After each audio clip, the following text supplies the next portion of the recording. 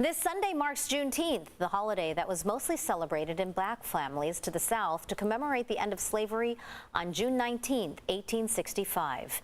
This came 2 years after the Emancipation Proclamation, when the last remaining slaves in Galveston, Texas were freed. Last year, President Joe Biden made it a federal holiday for every American to celebrate freedom. And as CBS 8's Kirsten Holmes found out, people all over San Diego County are starting to do just that. Kirsten, there's another celebration tonight.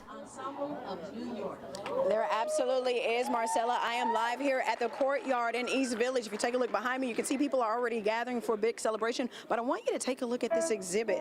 The San Diego African American Museum of Fine Arts, the Buses Are Coming Museum exhibit is going to be unveiled here at 620, where you can see and experience the freedom riders from the civil rights era. And some of those freedom riders are here for this event today. This is just one of the many events that you can come out to celebrate Juneteenth this weekend. And the people we talked to today say it's about time. There are no words that I can express. I am just so happy. I wish my husband had lived long enough to see this. Velma Cooper and her family have been San Diego's primary Juneteenth staple for years. This year, Juneteenth flag-raising ceremonies were held at SDUSD, Chula Vista, and the San Diego County Administration Building downtown. Although the official Juneteenth flag is different from the Pan-African flag that's normally associated with Juneteenth. I'm appreciative of all the beautiful black people I see here that celebrate. Velma says her family started their celebration with humble beginnings, and she's happy to see the celebration grow. We always celebrated in our backyard, and that's how it started, in the backyard.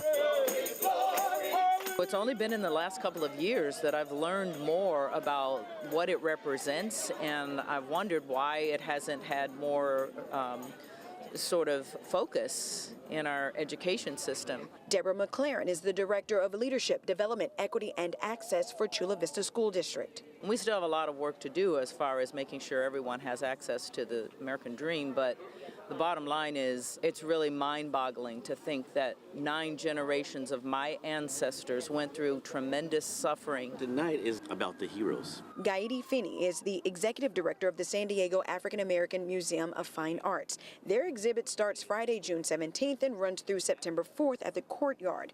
Gaidi says he appreciates the celebrations across the county finally joined them in commemorating freedom. We've always been about this sort of thing, what we call the teachable moment education for all the races. And so for us, it's just, like with Black History, you use that to promote what you do because there's a platform already there.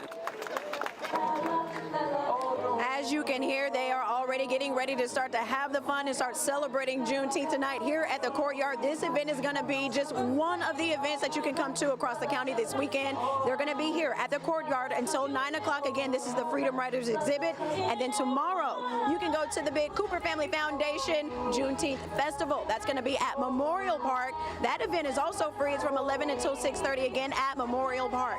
Reporting live from the courtyard, Kirsten Holmes, CBS 8. Beautiful night. Thanks so much, Kirsten.